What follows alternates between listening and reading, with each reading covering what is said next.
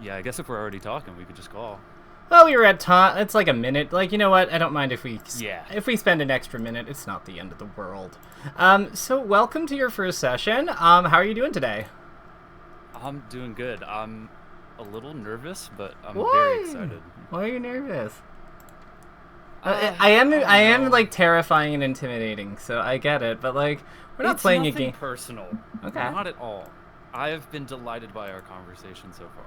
It's really just that I am still pretty amateurish at Melee, and I know that you will not be here to point and laugh and bully me. Only if you ask me You're here to. to- But I'll have a lot of questions about if that's really the best learning method. But like, I mean, if it's what it takes. Maybe we'll keep that as a plan B. I think I think that's a wise choice. I've seen your coaching, and I think that your methods will probably be better than that. Yeah, I don't know how Fiction is so successful at coaching when he just tells people they're stupid for an hour, but like, I mean, he gets results, so like, I guess there's got to be something. But I always think it's better to lead with like, I think it's better to like be kind and then kind of like adjust accordingly, you know? Yeah, I mean, I do think that I have kind of been in the back of my mind, maybe hoping that a top player would just be like, you're actually terrible, and you need to be doing this and this instead. Because I think that would put some fire under me, maybe. But I think that we could approach things a bit more gradually and positively, maybe. I don't see why those things can't get along. Why positivity and like Sure. telling you that like there's areas of your play that could be refined can't get along. Let's address the puff number pad while we're here. So can you see my Oh, boy. screen? Yes. Perfect. So I'm gonna turn it fighter collision on. Have you ever seen this mode before, by the way? I mean, I'm familiar with Uncle Punch, but I haven't delved into this specifically, no. This one and DI display I find are my best friends, because like DI display tells me stuff like this. It tells me like where my move is gonna send the opponent. Wait, like an ultimate? Yeah. That's cool. So that's how my Jigglypuff combos so well. No, I'm kidding. I don't have a Jigglypuff.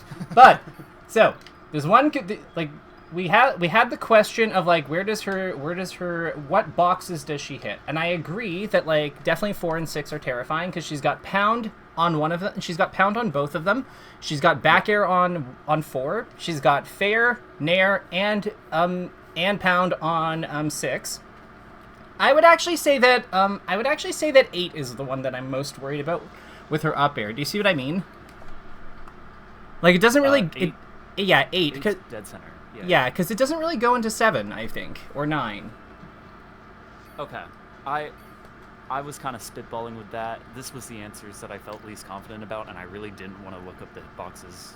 I was just kind of going off my intuition. No, that's it. That is what you're supposed to do, so that is A-okay. Good. But yeah, like, are you surprised to see it doesn't really move into like? So to me, Yeah.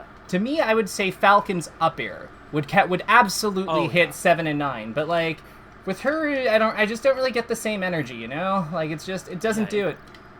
Why do you think I have this question? So you can think about what optimal positioning might be, like where you might want to try to attack from, like where their weak spots might be. I think we can agree that Jigglypuff is not I think it's not super controversial to suggest that Jigglypuff is not a super easy matchup for Peach. Like, can we agree on? Like, we can agree on that, right? I famously played, not famously in my own life, I guess, played against this one Jigglypuff where I lost 19 times in a row, but that 20th game, I felt so good about pulling that one out, because it is just a slog to play against that character. I think that it's a 30-30 matchup where no one's having fun. You just have to play so patient and, like, respect each other's strengths so hard. It's uncomfortable. For sure. That said, the only box I would challenge for what you have listed is 3. I don't really consider her down air threat because it's only really a problem until like high percent. And if it's only good in one phase of the game and it's not the phase that happens right away, that always happens, to me, and like it doesn't trade well with other things, it's just like it's a solid kill setup, but I feel like it's just not a threat in the way the other 3 boxes are. Like 4, 8, and 6. Do you know what I mean? Sure. Yeah, for sure. So 1, 2, so I would posit that 1, 2, 3 are open squares versus her, and that 7 and 9 are also open squares versus her. So I want to like let's look at like how Triff goes about like angling versus like Hungrybox here, because you said that like the point of this is to find an area of attack. Is to figure out like what spaces to occupy, and you'll notice like he's granted Jigglypuff has more air mobility, but like. She's one of 4 characters who has she's one of 4 characters with more airspeed than Peach. But the big thing here is that like you see that Triff is like really creating these like diagonal spacings. Like you see like even at a distance you see him creating them here. He creates the slant, this then goes here. Like so much of what he's doing is just playing to create either the 1, 2, 3 or a 7 and 9 position. Like look at that. Yeah. Wow. So it's not just I would say that like in you are on the money when you say that like it's to understand what spaces we occupy, because you cannot beat this character without being able to do this, because the thing about a lot of the floaties is that they are somewhat combo resistant. Therefore, love that drop. Yeah. You see how he's creating, like, it's just it's so good. Because like by having that turnip there, it's like policing where Hungrybox can go, so he has to follow the curvature. But then Triff just meets him in the air at a good angle. Like it's just this is how you fight Jigglypuff. If you watch any set of Cody versus Hungrybox, he's doing the same thing, just faster. Triff's movement. What is that? Oh, what's stops and the double jump. The double jump lands. Double jump. So actually, why do you think he's doing that? To bait out an option and like power shield like that, or with punish, just to get Hungrybox a little antsy, I guess. Well, he's not really losing much by doing it, right? So I think what he's trying to do, I think, is like go to Hungrybox into like a space that he can work with. So what I mean by that is look at the space he's keeping. Is it easy for do you think it's easy for Hungrybox to just like approach him? He's like a little too far right now, unless he like actually descends with the bear, right? Yeah. So, but if he descends with the bear, then that introduces a new problem, because then Peach, that means that he's willingly attacking down like this, or down like this if it's short hop, which means that all Peach has to do to punish him is create a diagonal and come in on him, which she totally can do. Yeah. So he's just trying to like get Hungrybox to overextend, and then when Hungrybox gets close, what does he do? He creates he goes higher than Hungrybox can like comfortably go. Because remember, Jigglypuff's jumps are not all the same height. The first 3 are significantly better. Like the first 3 midair jumps are significantly larger than the last 2. So by going all the way up here and forcing him to expend 3 jumps to get up there, Triff knows that if he just waits, there's not a whole lot Hungrybox can do, because he's been losing height with these backers. Because you'll look at what happens when he double jump bears. See what I mean? Yeah. So he's using that to create a safe zone for himself. All he has to do is get out of the way of the third back air, and like the third double jump back air, and he's fine. Wow. I had no idea about the jumps being different heights. You really can just get up there and be pretty safe. Yeah, it's hard for her to chase you. If you get provided you can create that spacing uncontested, or that height uncontested, yeah, it's actually really hard for her to chase you. Wow. Yeah, so you already learned something new, something useful. Yes. Amazing. Okay, so with that out of the way, that's the only question I really wanted us to dig into. Everything else looks good. And I am happy that that you saw the video and understood that there is a rock paper scissors dynamic going on here, because that's hell yeah. It saves me having to explain it. So with that out of the way, talk to me. So what is it you're looking to get out of this today? Because your answer to like the last question was somewhat, it's not a bad answer, but it is a little broad, so I just want to get more specifics about what you're looking for today. I left it a little broad because I don't know, I feel like there are so many weak points of my knowledge. I don't want to undersell myself. I'm not that bad, but in the scheme of things, if I'm trying to go to tournaments and go to Supernova, I have a lot to learn and will get humbled very quickly by playing a player much better than me. Yeah, that happens to anyone, though. Like, you can be at any skill level and have that happen. Like, look at Zane versus top 30 space, like top 30 to 50 Fox. Like, it's just. That's true. Yeah. And then he's just playing Kirby for fun. If I was trying my absolute best, and I lost to this Marth like nobody's business, and then I pull up his stream and he's just playing Kirby for fun, and getting top 50, I don't know what I'd do. You'd probably just move on. You'd probably be like, damn, he's really good, and move on with your day. Because, like, Zane is just that good. It is a fact. Yeah. Like, why does it need to be more than that?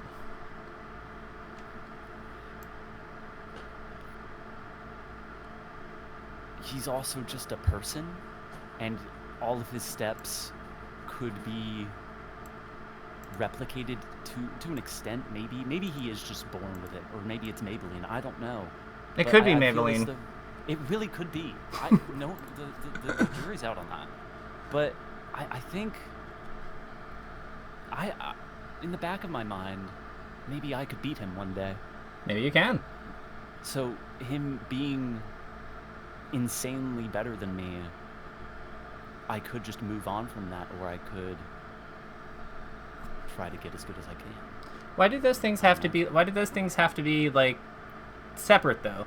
Like, I think, like, why can't I? They don't. Like, to me, there's enough. I think it's actually easier in some ways to accept Zane is way better than me. Zane is an incredible player. I want to push my skill level, and maybe one day, and I have, it is a long-term, it's definitely a long-term goal, but like I have a long-term goal of maybe being able to beat him one day. I don't see why those things can't coexist together. They can't. I suppose I do need to get more comfortable with accepting two seemingly contradictory things. I think the big thing is that you have to accept the player you are right now and be okay with that, because you can't really work with any other player, the player you are right now is the one you're working with. And from the sounds of it, they're not a bad player. Maybe there's probably lots of room to grow, but like it sounds like you know your shit, and you were able to answer my questions pretty effectively and get a pretty good answer to the Puff number pad just on intuition. So, all in all, I think I don't know. Yeah, this is some like psychological, like viewing yourself as a friend that needs to be helped kind of approach that I think I've given unto other people sometimes, but now that you're reflecting it back onto me, I think I could benefit from it for myself, especially in Melee. So I think that you're right, that I should acknowledge where I'm at, and yet still be okay with wanting to push for more. Hell yeah, because you're worth it, L'Oreal. No, but like for realsies, I think that with how immersive this game is, because like there really isn't, I think, a game that makes you feel like you're in control of the character the way that this one does, or that you are the character the way that this does, because of the lack of buffer. It really just like pull you in a way, in a really real way. But I think that one of the things that can happen because of that is that we can be really mean to ourselves when we lose, or like when we disappoint ourselves. And I think that, like a reminder that that this is still like, there is still value there is like strategic there is strategic advantage to being not kind to ourselves, because it helps helps effort be sustainable. It helps us stay motivated. All of that is still absolutely true. Yeah, I was even figuring out yesterday that if, like, I was playing some League of Legends and I put on some like rain sounds to like just calm myself, and I found that not even necessarily I will always play better, but I think you play and act way more like calculated and intentional from a place of calm than you do from a place of like desperation or overzealousness, maybe. Oh, absolutely. So yeah, so I do struggle with nerves, and I think that if I find more of a center and play from a sense of calm, not only will I play better, but I'll maybe even improve faster.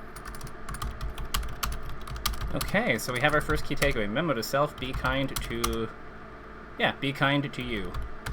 Yes. All right, so I think this was a good start with mentality, but let's talk about, let's maybe move on to something a little more mechanical, if you're cool with that, of course. Yeah. What is an area of your play that you'd like to see improved? I know you mentioned punish. Is that still the case, or? Yeah, I think in some matchups, or when I'm playing against an opponent who is like skill checking me or knowledge checking me, mm-hmm. it feels like they know something that I don't, or I guess more accurately that I don't know like proper DI, mm-hmm. or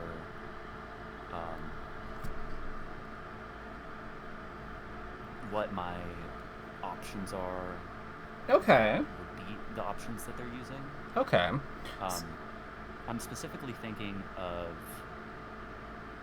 the Marth matchup. Mm-hmm. I just get fared all over the place, and he'll just down throw F smash me at certain percents, and I'm just dead.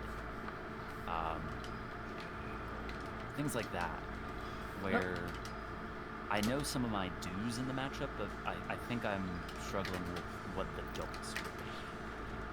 So like this kind of thing will happen to you a lot. Yeah. Okay. Yep. Yeah. And I'm getting flashbacks, and it's happening. Okay. Okay. This is okay. So like let's break this down.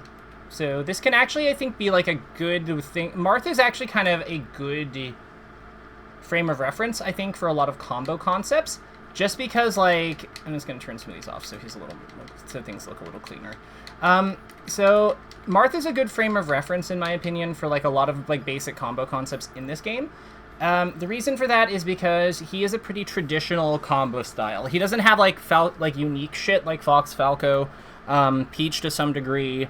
Like he doesn't really have like fancy shit. He's all like basics. They're good basics, but like they are ultimately still basics. So let's actually not go to FD. Let's go to like a better stage for this. Let's go to Battlefield. So let me ask. So in terms of combo defense, like if you get hit by like Marth down air into grab or something at like this percent, like some link that like basically works. If I could play Marth, then I would hit it. But let's say you get like he hits this on you, and then like what's going through your mind? Like where do you think you need to go? Where do I need to go? Like where should Peach be DIing right now?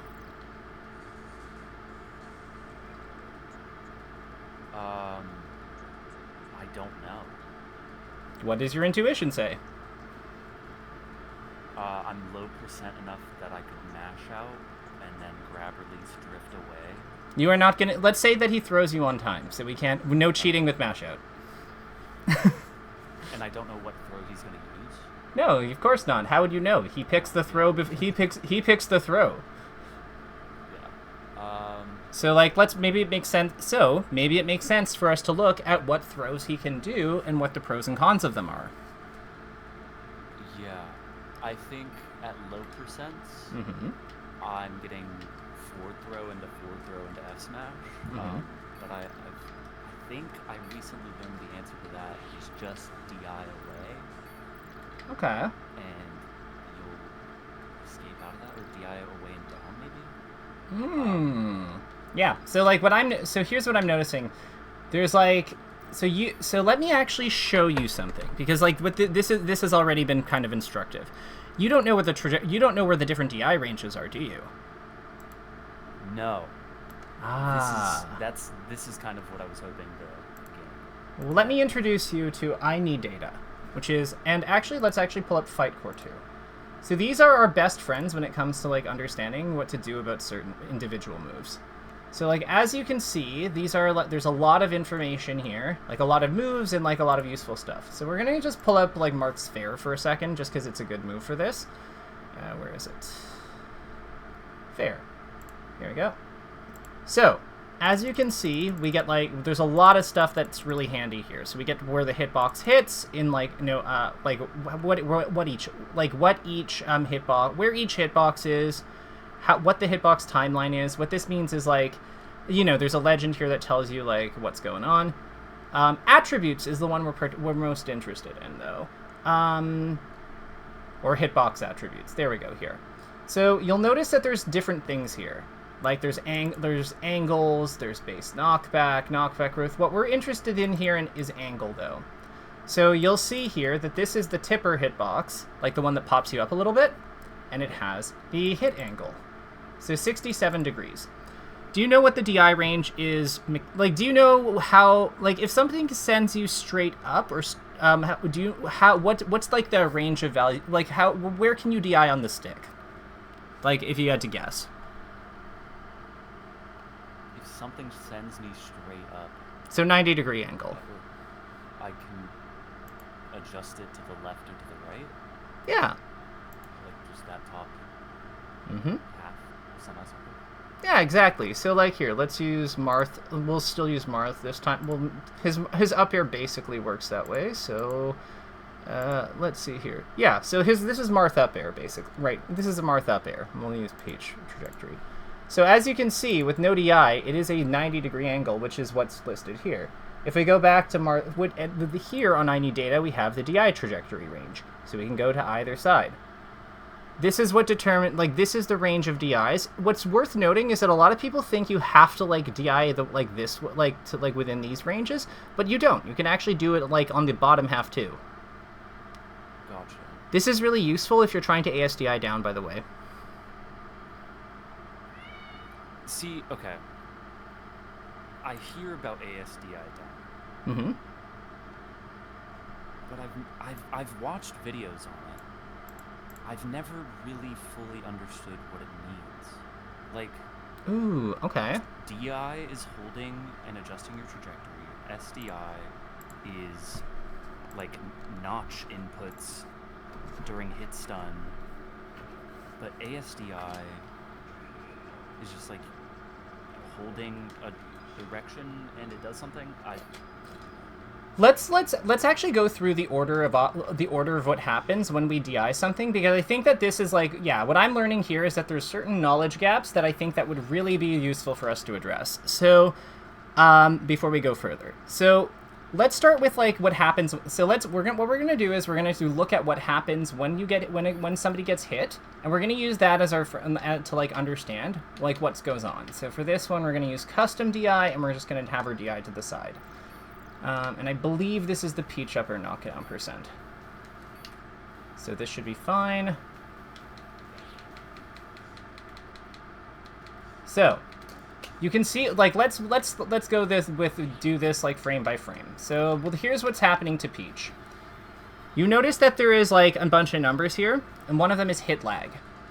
Hit lag is where you mentioned SDI, ASDI, and normal DI, aka trajectory DI. So SDI is what happens first. Okay? Yeah. So this is what you're familiar with this. So smash DI is like it's what we enter during the hit lag frames. that allows, and yeah, it uses the cardinal, like the outer, like the like the 8. It uses the 8 like the quadrant, like the cardinals and the 4 corners to produce inputs when the stick leaves from center and touches one of them or goes across a cardinal. So this is like we're familiar with that one. So then what happens after like hit lag? Well, let's find out. So you'll notice that Peach then, because I set her DI to move to the side, she then moves off to the side. Yeah. This makes sense, because that is her trajectory DI. Now, what is also happening on the same, when knockback occurs, there's something else that's actually happening, which is the game is reading ASDI. So here's what we're going to do. We're going to have Peach do this. This is a different DI input. And I want you to see what happens. What? Wait, that's crazy. What the hell? What just happened? She just, like, slid off. I don't understand. Well, it's because ASDI is called Automatic Smash DI. It is a weak version of Smash DI where the character shifts in the direction that is held on the stick a little bit. Are you with me so far? And it's done with the C stick? It can be done with the C stick or the control stick, but if both are held, it picks the C stick over the control stick. Gotcha. So you're using your control stick for trajectory and the C stick for an ASDI input? Correct. That is actually how slide off and OMS attacks work. Because what we're doing here, right? Because we're hugging the platform or the stage surface with ASDI, and then we're inputting the tech roll or the slide off with the control stick.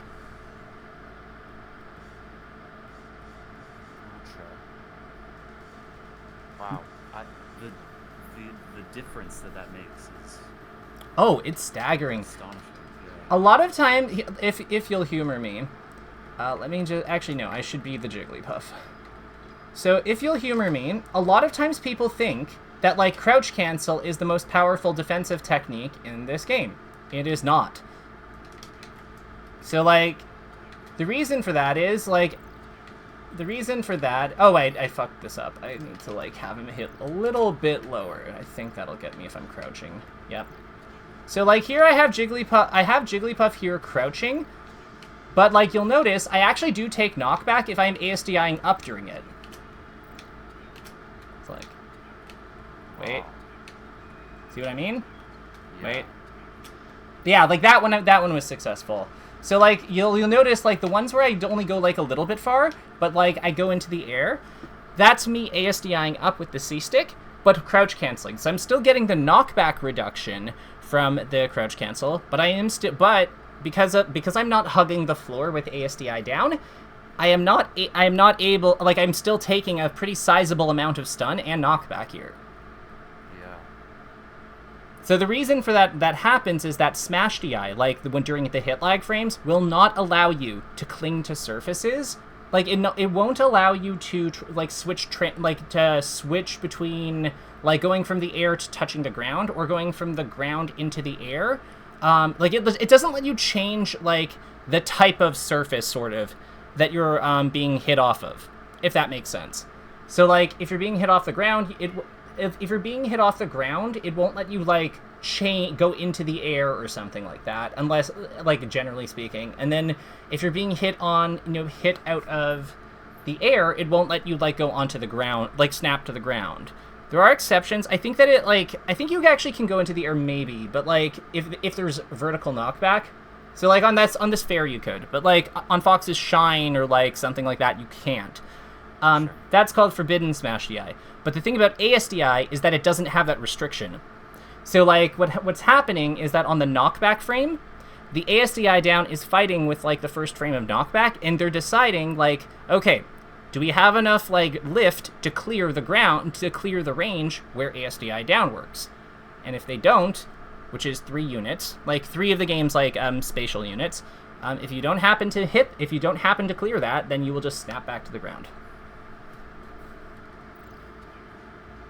Cool, huh? Yeah. This is a lot. sorry. But... No, I'm sorry. Like, I feel like I've overwhelmed you. But does this basically... But, like, yeah, so I would say, like, as a starting point for your defense, getting used to, like, using ASDI down either straight down, or down and towards the platform. If you just tech rolled, sometimes characters are, like, hanging off the platform a little bit. So in that case, like, if we want to do slide-offs, we have to aim the C-stick a little bit towards the platform and down. Yeah, like, but aside from that, like, I would say that would be, like, a way that you could probably bolster your defense quite effectively, at least, like, whenever you're being hit onto platforms and stuff. Yeah.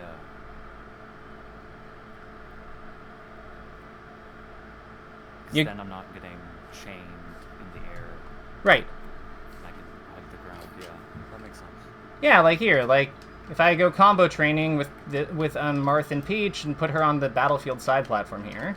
Like, I'll have her do, like, combo DI, which is just, like, down and away for most things. You see what I mean? Like, nothing happens. She's, like, actionable. This is essentially, like, what our goal is. Now, you know, it's not perfect. Like, because this is an Uncle Punch preset thing, like, it's not, like, it doesn't do perfect, like... It doesn't do perfect DIs for, like, every move. Like, up airs it treats, like, kind of weirdly. Like, moves that hit up, basically, or down, it treats kind of weirdly. But you see what I mean about, like, there's not a whole lot I can do to, like, chain things here. Just because, yeah, like, they're sliding off the like, they're, yeah, the ASDI down part of the input, plus, like, the trajectory of the move, it's causing them to clip the edge. There's no stun, and then they move on with their day. Yeah, and then you can use Peach's quick arrows to fight back with your dog, something like that. Just being actionable there helps a lot for sure. I find like one of the really good things to do with her there after those things is just to double jump up, like away from people. Because like if you're hit here and they can't combo you, like being able to go here in your float is like pretty solid. Like you can just recover to like you can kind of like mix up recovering to top platform to side platform to like contesting with your like moves. There's like a lot of things you can do. You could also just go like this or something, you know, like. Yeah. But I feel like a lot of people are like ready for that. That is true. But I think it's important to represent it though. Yeah. I think I've also realized that I'm often looking for options like going for a nair there instead of backing out and using float off stage. Like I'm looking for quick options instead of like longer like chess move. I don't know how to describe this. Basically, you're playing as if this is a fighting game and not a space control game. Yes. Yeah, this is just a space. Especially, yeah, you can just do this, and then you have you have time with options. They can't match you. It gives you a lot of strength. Yeah, one of the things that I noticed with like Peach players around, like middle level Peach players, or like intermediate to advanced, but not like expert Peach players, I would say like a common thing that comes up is double jumping forward during recovery instead of double jumping away. Yeah. Because like compare like if I'm here and I am recovering versus if like let's say Fox like hits me with like a back air and I go around and I go over like here. If I double jump like this, like how the hell does he hit me? Yeah, I just jump right at him and get shined off stage every time. Yeah, similarly, because like what we're doing by like double jumping away is we're like even if the great thing about double jumping away is that even if you don't have your float, you still have like so much to work with like your umbrella's natural like drift and stuff. Like you have so many mix-ups with it. Whereas like if you double jump into them, like a lot of times like you can't do rising at aerials with her because of like her DJC. So like you can't even attack really. You're just all you can do. It's okay if you're planning on using the umbrella. Like if you're planning on using like the umbrella like if you're planning on using the umbrella like this or something to like bait, then like it might make sense, but like even then I don't know why we wouldn't just like move away from the opponent's territory of control, you know? Or a character with a good recovery, we should use it. Yeah, for sure. I'm writing that down. Well, this is being recorded, so like yeah, I'll put this one up. That's fair. That's fair. I don't want you to be too distracted, but yeah, like, so what are you, from what we're I feel like this conversation format is working. Would you say it, like, is it working for you so far? I think so. I don't know, like, if you were planning on me coming in with a replay and focusing on something a bit more specific. I was trying to scramble to find one right before, but I'm also down to just keep. I would like us to be more specific if we can be. Do you happen to have a replay that we could take a look at? I do. Let me. I don't have it in a YouTube video. I just have the SLP. Oh, that's perfect. That's perfect. SLPs are 100% fine because we can just play them back with Slippy playback. Don't worry.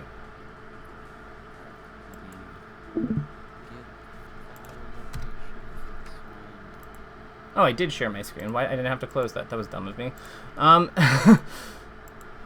Okay, yeah. So you can drag and drop from the Slippy interface, by the way. Oh, I was trying to open up the file. Mm-hmm. You just do it. Oh, there you go. Yep. No, we have the technology. So let's see here. We got this. Let me put this into the Slippy folder and refresh. Okay, perfect. And I know I'll know this in a moment, but what matchup are we? It's Marth. I know we just talked about some things, but if anything, maybe now we can talk about how they might be applied and how I'm. Perfect. And what's your code? In this Hylexia #14. Perfect. So yeah, because I have a lot of lots of people send me their replays, like, and they're all in the same place. I sometimes need help, like, in finding them. So thank you. Gotcha. And let me just make sure audio is good. You can see the screen.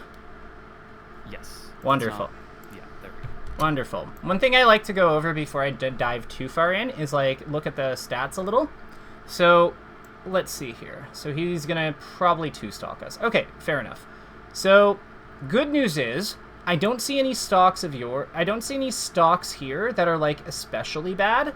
Or especially, like, bad's the wrong word. That are especially early, except for one of them, this forward smash here. What this tells me is that we're not dying, but, like, I'd say 106 is, like, lower than we want it, but, like, we're not dying below 100 very often, which is good. Peach's, like, one of Peach's strengths in the matchup is, like, that her health bar. So if we're not dying below 100, like, we want to be pushing this up a little bit, but, like, dying in these ranges is, like, perfectly reasonable to me. Aside from that, there's nothing, like, in terms of the combo structure, it looks like we're taking damage. Like, there's one big combo he usually gets on, like, in our early-ish game. So that's something I think that we want to, like, watch out for, and, like, see what we can do better there. Does how we, like, arrived at that make sense, or? Yeah, I didn't even know you could look at all those stats. That is really cool. It's really helpful because, like, if you have, like, self-destructs or, like, early kills, like you got gimped or something, it makes it really easy. So, like, really easy to, like, plan, like, what you want to work on. So good news is, so this I like. I'm not sure I'd shield here specifically after the dash attack. I think I would have crouched. Why this shield? I know he's gonna get up attack, and I'm trying to react off of it, but crouching is another good response to get up attack that I don't think I'm utilizing nearly enough. How did you know he'd get up attack? This was our second game in this rank set, so I probably just learned that habit, but it's also it's such a common habit in my skill range that if I'm next to someone and I'm in knockdown, I get up attack. If I'm next to them and they're knocked down, they're gonna get up attack. Like, it's just such a common option. True, and I agree with that. Like, heck, at any level, it is a common option to, like, to push the invincible attack button when the opponent is near you. So, like, I'm not gonna disagree with that. Even in Cody Zane, Cody will do this. But, like, Sure. My point is that we don't actually know that he's going to do that. We suspect he will, but, like, he could see this shield and respond by rolling this way. You know what I mean? Yeah. So I'm not saying that anticipating the get up attack is wrong. Far from it. I think that if you have a habit identified, it is absolutely sensible to lean into that and trust your gut. However, what I would challenge is that like we don't actually know that. There's a difference between knowing and having a pretty good feeling that they will. In this regard, this is also why I like the crouch more, because the crouch keeps our access to dash open. So like if they do roll in a direction, we're more equipped to be able to cover it. And would it matter if I'm facing away? I don't think so, right? Nah, I don't think so. If anything, I think it's actually probably... So this is like weird, this is niche melee shit, but like it's probably actually better that you're facing away here because you can dash attack sooner. If you dash attack forward, you have to wait till the 4th frame before you can do it, but if you dash attack from turn, like in the opposite direction that you're facing, because of how the game reads the inputs, there isn't like the same, like basically you can't do it like the first 3 frames going forward because you'll F smash if you do them together right away. Whoa. So you have to wait a bit. But if you're going the other way, it's after the turn frame you can just dash attack. But what about pivots? Pivots require you to do it on the turn frame, so yeah. Oh. So it's like you'd turn dash, like basically what it would be is you turn dash and then you dash attack. So 2 frames, whereas if you're going forward, you have to wait 1, 2, 3, 4, and then you can do it. That said, I will say that this is a pretty solid. I do like the kind of the punish choices you're making on the Marth. So like after you hit him, you get in close with your pressure, good float cancel, like the dash, love the dash, like the dash attack there. Talk to me about like talk to me about the choice after the dash attack. So like what are you trying to do here? I'm trying to double jump in back air, and it was too low, so I just hit the ground. I'm not entirely sure. Like, I guess I could go for a float cancel nair, like right under the plat. I mean, No. I feel like directly following up on him is going to be pretty hard here. Yeah. Does Do it I just reset then? Could we? Well, I mean, like I'm not sure. Well, what do you mean by reset? Like when you say reset, what play would that be? Wait for him to come down off the plat, pull a turnip maybe. I really like the sounds of having a turnip versus Marth right now. Yes, I do as well. Because like he's gonna have like right now the way I look at it is that he is gonna have to go through, like he just hit the platform, right? So he has to go through his no tech animation, and then he has to do a get up option. This means that this is the safest turnip that we have ever pulled in our lives. So like we're gonna have all of this vertical distance to like whiff punish him or like threaten it or like try to like throw it at him when he comes down, or we could even throw it at him proactively probably. We have when he comes down here, we can like dash dance into it for whiff punishes. This is an amazing turnip situation, I'd say. I agree. Right? Like it just makes sense now because like we can't get all the way up. We can't get up there effectively. I think if you wanted to pressure him, you could maybe double jump land onto this platform and like work from here. Because then he's within 1 full hop wherever he goes, with like up on this top platform, like however he gets up. But I think that if you're not willing to do, like I think that would be the way that we try to like follow up directly. It's not guaranteed to work. Like the timing of it is pretty strict, and if he rolls this way, I don't know if I think it's unlikely. We might not be able to get him directly, but because you're Peach, you could like. There's ways you could make that work. Like you could float cancel and then down smash and like hit him as he's falling off the platform if he blocks it, right? But the other thing we could do is we could just pull a turnip. Yeah, I really like a turnip here. I think I just get too caught up in comboing him that I'm like, I need to keep comboing him. I agree. I agree because this used to happen to me too when I was learning her. So like maybe we need, what might help here is like what are some of the indicators we have for knowing that like this is probably not a situation where we can follow up. Like how do we know that like we might want to pull a turnip here as opposed to like something else? Well, you're right that my only option to really catch up to him quick enough would be to double jump land on the platform, and even then it would be kind of pushing it just because my vertical mobility is pretty slow here. Getting to top plat is a pretty big weakness of Peach. So Yeah, so it takes 2 steps to get there. yeah. Yeah, 2 steps to hit him. Also, I guess I don't like continuing the combo would be nice, but I don't really have a need to get up there.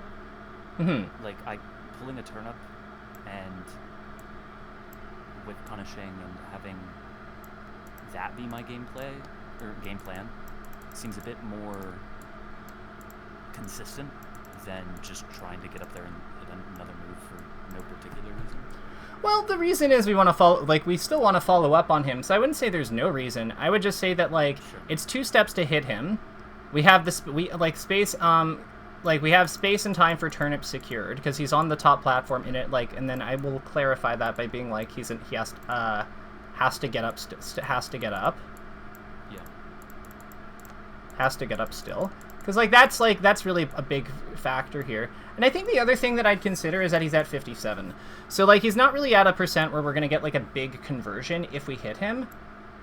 Like, that's what I was trying to say. Ah, gotcha. Okay, so, yes. So, because we're got it. So you're basically saying we're going to get 1 hit anyway, so what's the difference between hitting it, like, aside from some percent, what's the difference between hitting a turnip and hitting, like, an air? Yeah. Okay, perfect. Good percent awareness. So yeah, like, EV similar. Similar due to percent. Yeah. So, like, yeah, if the EV is similar due to percent on hit, then, like, yeah, let's just go for the safer thing. Absolutely. I love this. So you keep the diagram, and yeah, well, let's move on with this game. No problem.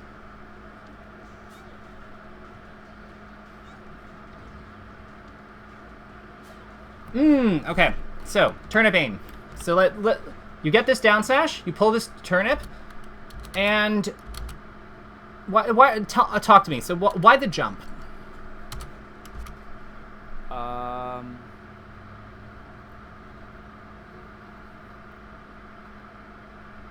I think I just supposed that if I was in the air when I threw the turnip, it would meet him. I think I jumped pretty intuitively, maybe not intentionally. Gotcha. Not intentionally. I don't know. That's okay. So let me ask. Let's ask a question here. What is Marth is facing away right now, meaning he cannot grab the edge with just his by just double jumping. He has to like double jump and then turn around with his side B, or more likely he'll have to like double jump back and then probably air dodge up or something, or air dodge like towards the stage or whatever. If he won't go, he can also go low and like just fall this way and then up B like so. Yeah. Knowing that his recovery paths are probably something that looks like this, or this, and then kind of stop here, or like go down and then come up. What is the most important spot for us to be covering right now?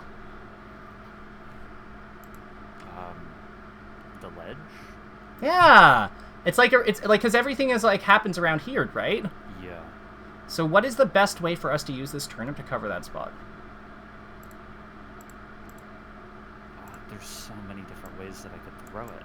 So if there's lots of if a lot of things are possible, let's pick something easy, simple, and that'll work. So what can we do? I think just a grounded C-stick throw is probably. Yeah. I don't know if a C-stick throw or if a weaker like just control stick throw would be good. I think with where we are, the C-stick throw doesn't get there. I think that like we'd have to move a little bit. Like I think the C-stick throw goes about here. I guess that's probably why I jumped then. But the problem is the jump takes you into the air, so then we're not actually aiming in that area. We're going like this. It would be too high. Yeah, because that's what happens. So what's the compromise? How do we move there? How do we move towards the edge, but also keep this like kind of like lower angle? I think I legitimately don't know, which is why I jumped. Dash throw. Like just the like awkward dash throw? Yeah, you just dash towards and throw the turnip. Am I stopping and then throwing? Or Nope. Am I just keep going? Doing the actual dash? Okay. Yeah. And that hits that. I mean, we can do. Well, yeah. Know what? I believe you. I believe you. I just. I think I think that it is important to see. Seeing is believing. But yeah, let me sure. boot up Uncle Punch real quick. I am a big believer in hands-on when it comes to this stuff because it helps us like actually understand what the hell we're doing. So like here, put Doc here. Yeah. It's pretty close, yeah. So like we're here. So I think you actually, upon review, you probably could actually we'll put Doc here and have him face off stage so we can have better line of sight. So like here, you probably could, yeah, definitely not with that. You could actually make the C-stick throw work. I think, but the reason I don't like the C-stick throw from here is because I feel like it's not, the angle is like is not exactly where I want. Whereas I want like I want something like this to cover the angle and move towards this ledge at the same time if I can. You know what I mean? It is moving you there too. I do like that. Because then we're like more positioned to do this stuff. Yeah. Whereas like over here we can't. What do I do from there? Because Marth at the ledge is just so miserable. He can just nair me from ledge. He can up B to beat my down air. Well, so hold on. So if we're Peach here, you can just do this. I need to do this. Yeah. Yeah, this is pretty good. So what I would say here is like one thing about the turnip edge guard on Marth is the turnip kind of like dictates like how far forward you have to go. You see what I mean? Yeah, throwing turnip down I know is pretty good, but once he's at the ledge. Well, the idea here is that we're hitting him before he gets onto the ledge. We're stopping him from doing that, so then we transition into the turnip down shit. So like remember, edge guarding is all about like edge guarding is really just a lot of is really just like kind of like a very specific like pattern structure of undershooting. In a lot of cases, because like if we think about like the positions of the characters in an edge guard recovery situation, the person recovering has lost the ability to like stay off stage. Like they can't wait in their situation all that much because if they do, they are likely to die. Yeah. So that's kind of like the dynamic. That's kind of like the big thing. That's why a lot of edge guarding looks like really just like has the appearance of like somebody's walling somebody out. Yeah, it's.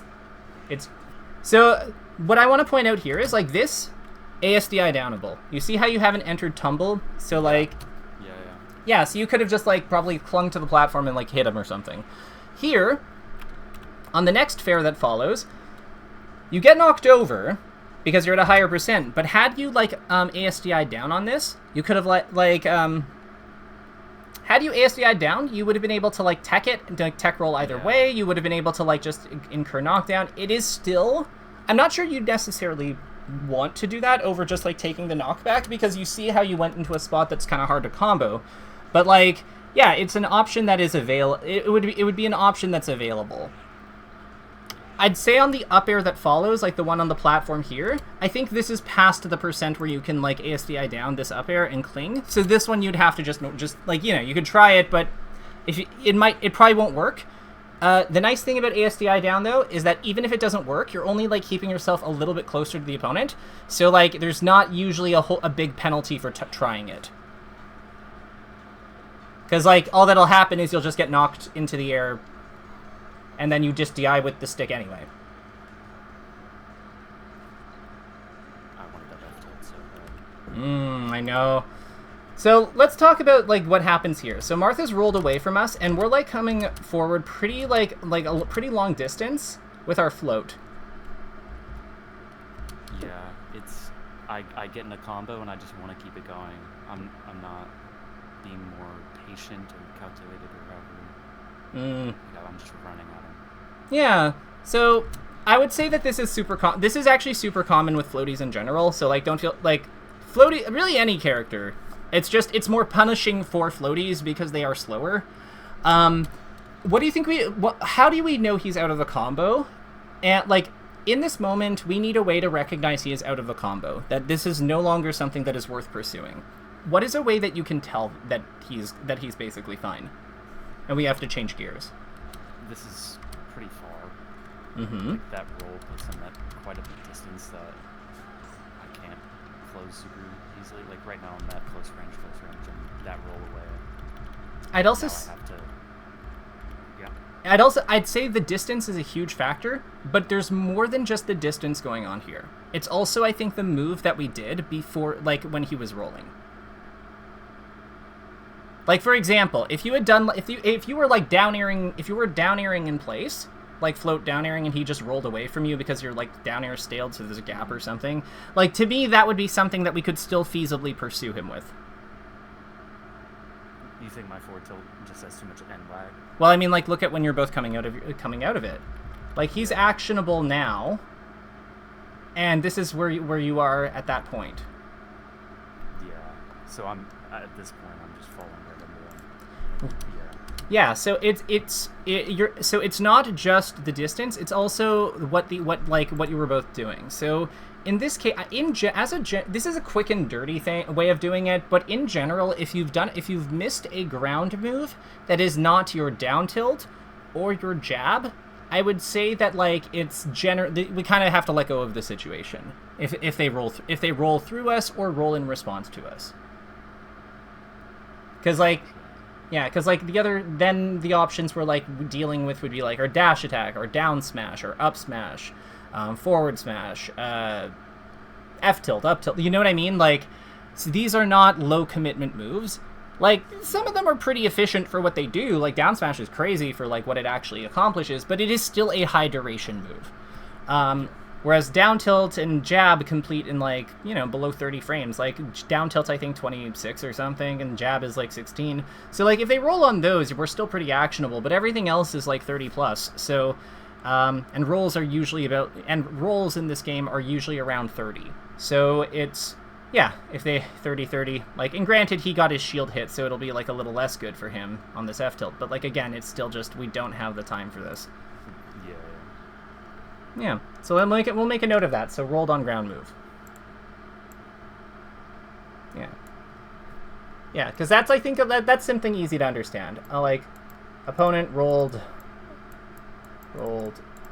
on ground move. Ground move, bracket, not jab, not down tilt.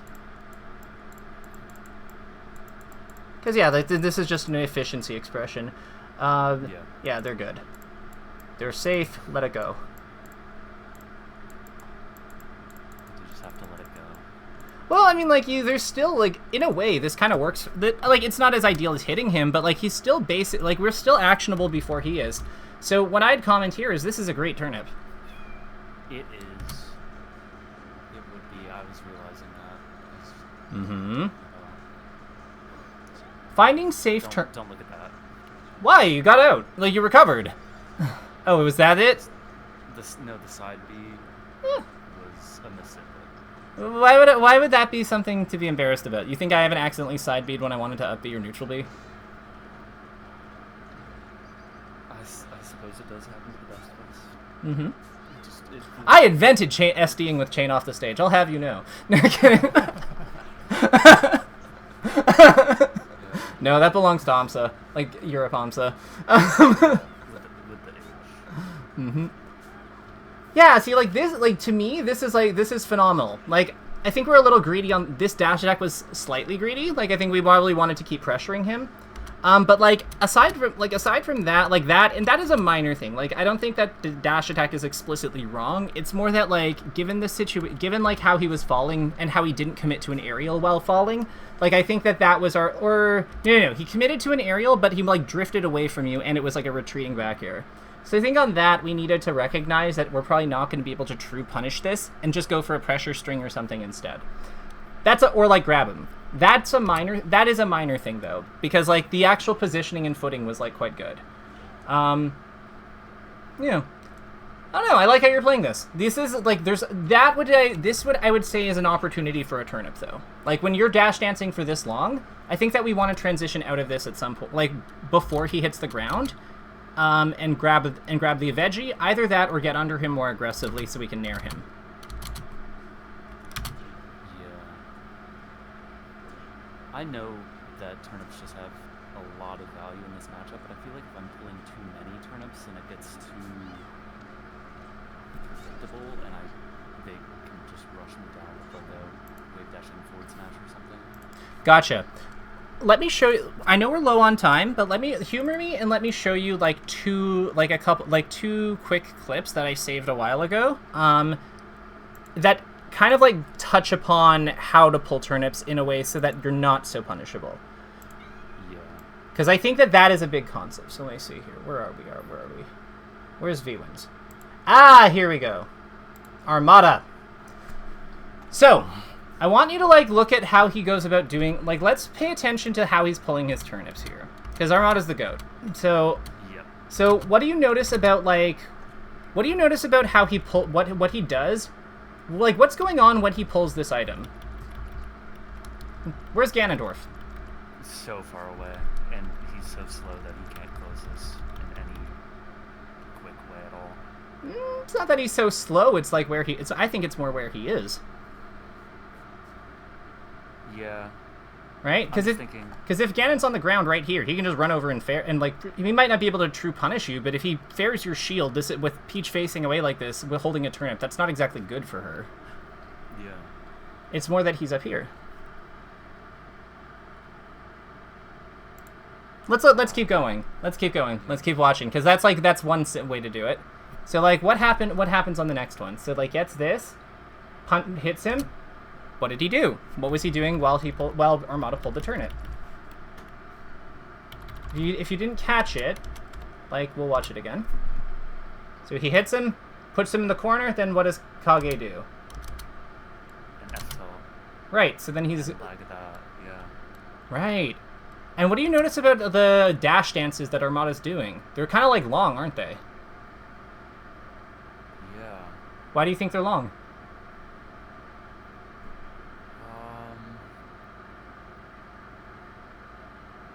What happens when you hit the edge of your dash and you go into run? What can you do with that? Dash attack. Well, you can dash attack at any point during You can dash attack at any point. Yeah. What option changes? What can you do? What can you do that you couldn't do before?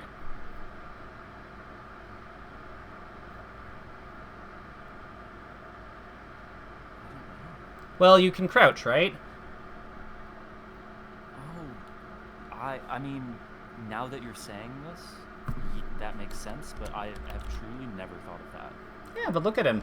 It's look at how he does it. So, he runs, he crouches, pulls the turnip. Yeah. So this is a way that you can do it. You use your dash dance. You see if they go for spot to stay mobile. You go for spots where the opponent isn't where the opponent isn't. When they enter a spot or enter lag that allows you to pull the turnip, that's when you do it. You just do it at the end of your whatever stride you're going, wherever you're going. This is also something that Laud does really, really effectively. So I would say that this is him versus Zane from Tipped Off, right? So I want to point out look at how patient he is with because I feel there's opportunities for him to do unsafe turnip pulls, ones where the opponent is on the ground, not shielding, and actionable. But a lot of times people do it because the opponent's far away. So they're oh, it's safe. Obviously I can do it. But look how long he waits before going for it. He really forces, he really is aware of how Zane is going to rush him down if he takes that unsafe pull. So here, I feel that spot right there, when he's under the side platform, I feel 90% of Peaches are just going to run over to the right here and grab a turnip, and Zane's going to fucking kill them for it. Yeah. But Laud knows better, because he's I know that I'm from his region, I know how good this guy is, he is going to murder me, so I just have to keep fighting him. And then once he gets that pair, that's when he does it. Is this kind of making more sense as where to pull it? Yeah. This is another good one. So look at look at this. Look at what he's going. Look at the situation. So he pulls it in response to the shield, because because with Zane being at 20, what is or 24? What is Zane afraid of getting hit by? If you see Peach at 34, dash dancing around, what are you worried about? dash attack. Yeah. Because it pops you up with the combos and stuff. So then what he does is, it's the same thing Armada did. Like, at the end of his run, at the end of his dash, he keeps going when he sees Zane's shield, or, like, back off, and then wave dashes back to pull the turnip. And now he has a turnip online. Safely.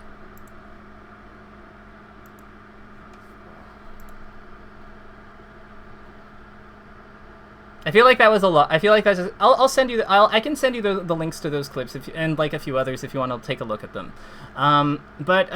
With that, we are at time. But let's do our takeaways together. And yeah. And then once I cut the recording at the end, I'll just I'll have questions about feedback and stuff. So let's start with key takeaways. What is something you learned today that you are excited to take into to work on and take into your play going forward? ASDI down.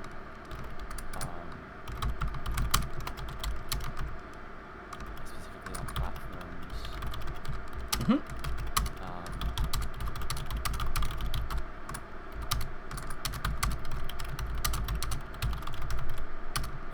We talked about so much, my brain is swimming.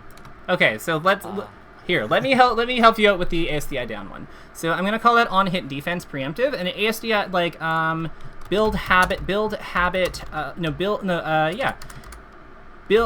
focus should be building a habit of ASDIing down when on the ground. When on the ground, bracket, especially on especially on platforms. Where possible, when you are comfortable with that, with ASDIing down, try to integrate slide off DI, bracket ASDI down, ASDI down or down plus towards down plus towards platform, surface. If you've tech rolled to the edge of one, with DI off the surface.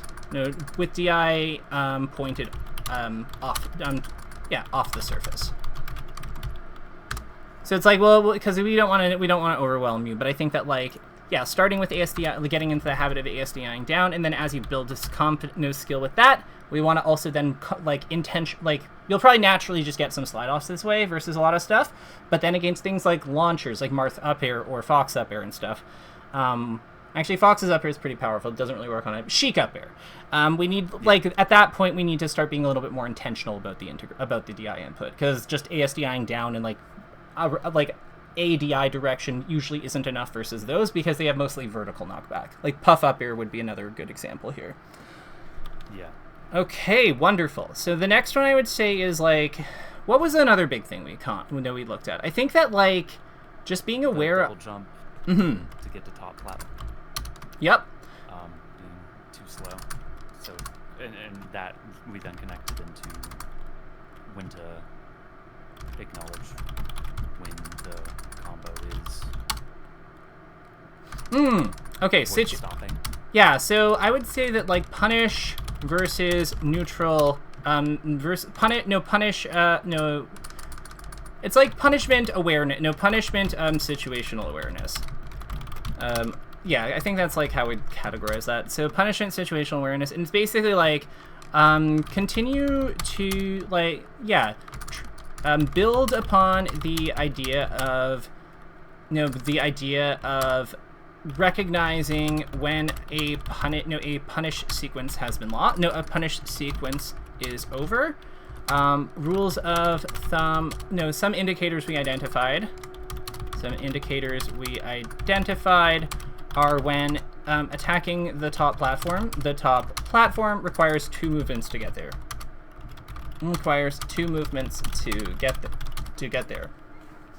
So this means that if you're on Yoshi's story, for example, you could actually just continue that combo, because you can reach the top platform of Yoshi's story and Fountain with just 1 full hop. But on Battlefield and Dreamland, because they're higher up and require that extra movement, that's when we know those combos are over. You see the difference, right?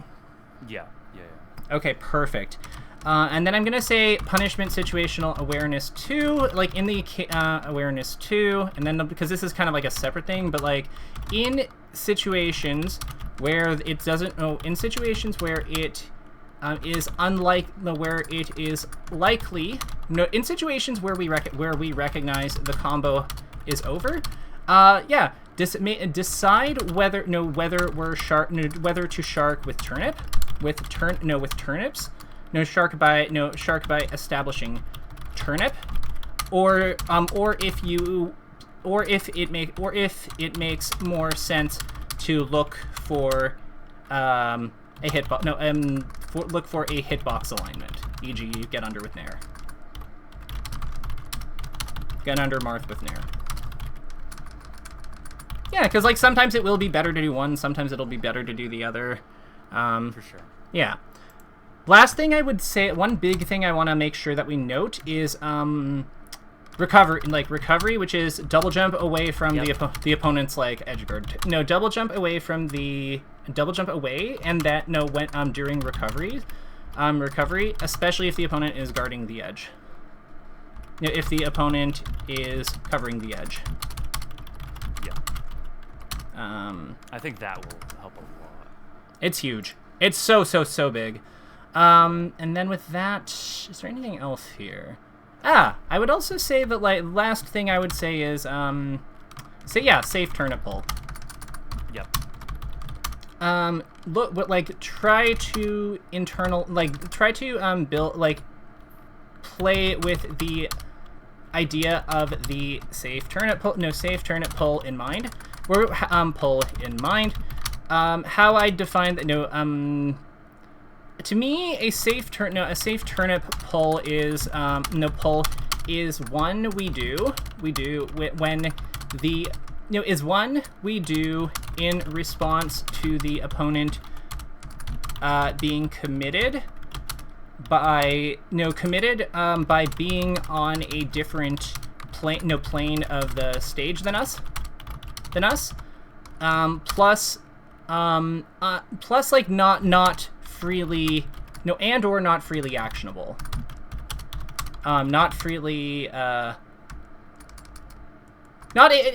able to access their full range of movement. So like this is, if you see like a Fox full hop, like, so as an example, Fox full hop lasers. Yeah, if you do it in response to that, totally safe, because like he can't come down. So like examples include Fox full hop triple lasers. Marth shields at